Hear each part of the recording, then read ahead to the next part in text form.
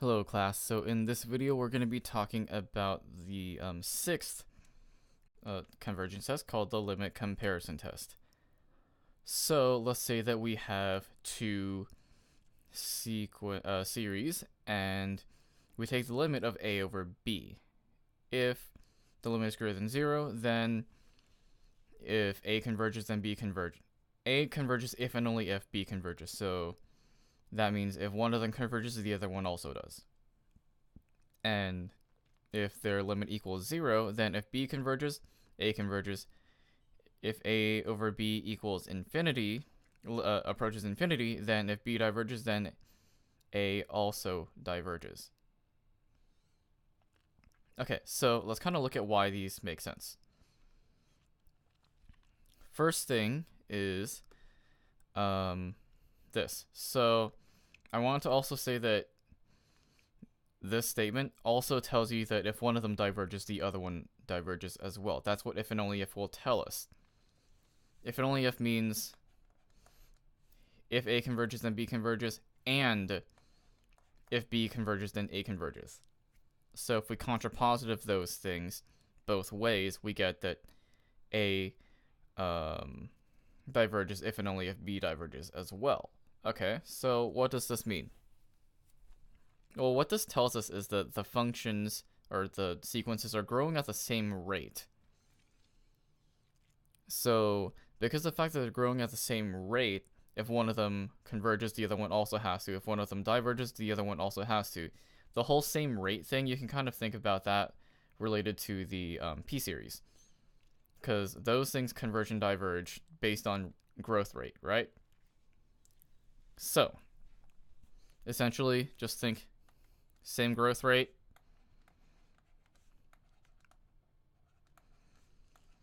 So, same behavior. And that's what happens here. Okay, so what about this? This means something about A and B. So what it tells us then is, first of all, A sub n has to be less than B sub n. Specifically, the growth rate is also less.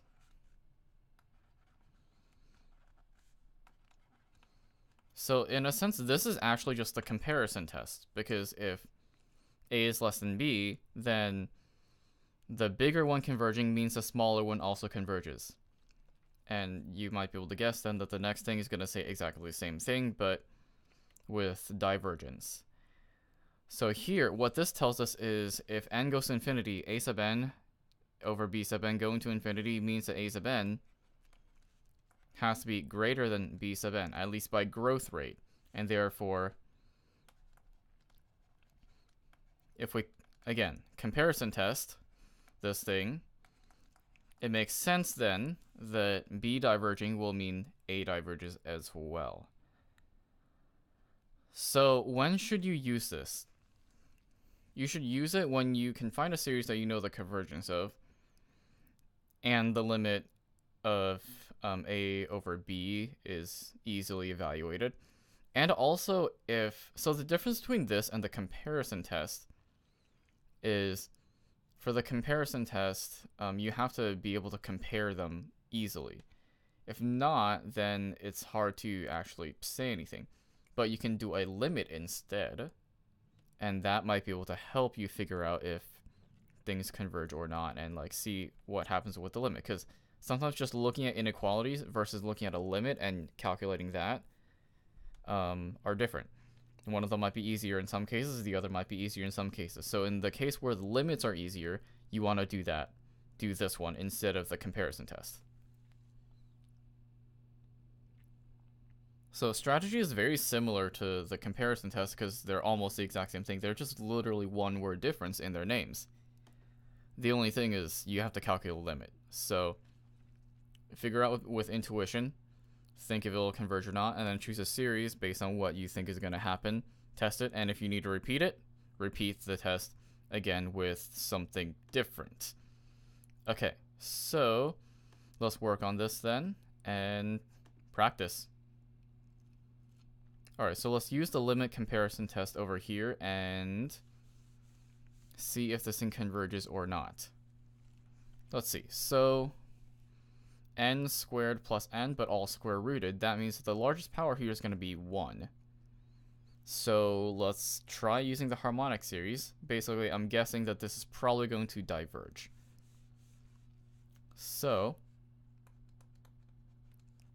let's take the limit as n approaches infinity of this thing. And then I'm going to divide it by the harmonic series. 1 over n.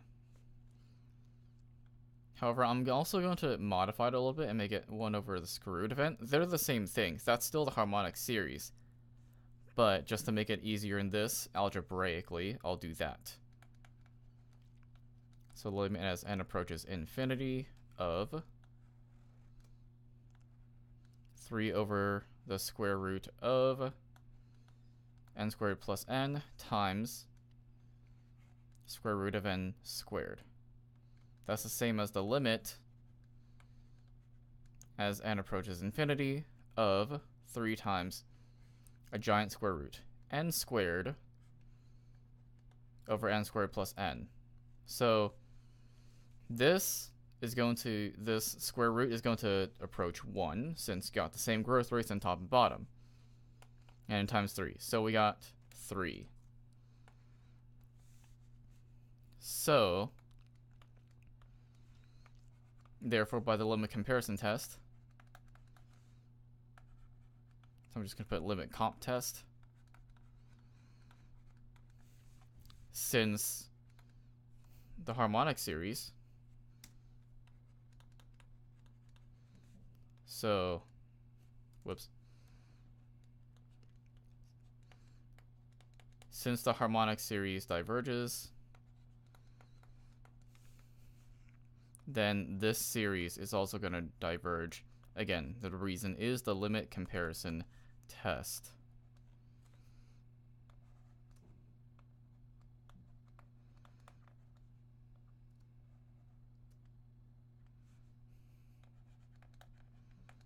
Alright, let's look at another one then. So let's look at this. Let's see, will this diverge or not? This might converge, just because it looks like we're going to kind of somehow get a 1 over n squared there. So let's actually compare this using that. So that'll be n minus 1 all over this thing. And I'm going to divide that by 1 over n squared, which we know for sure converges.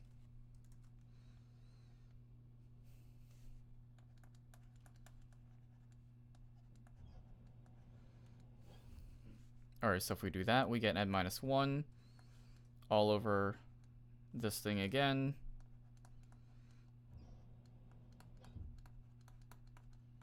Times n squared.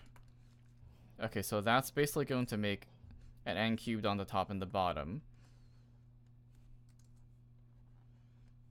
So we get n cubed minus n squared over this.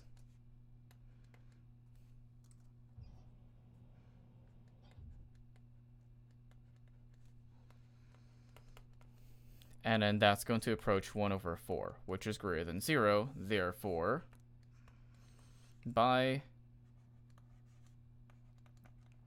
the limit comparison test,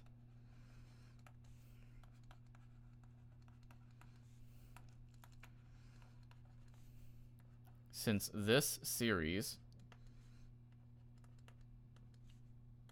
converges, then the series that we were analyzing also converges.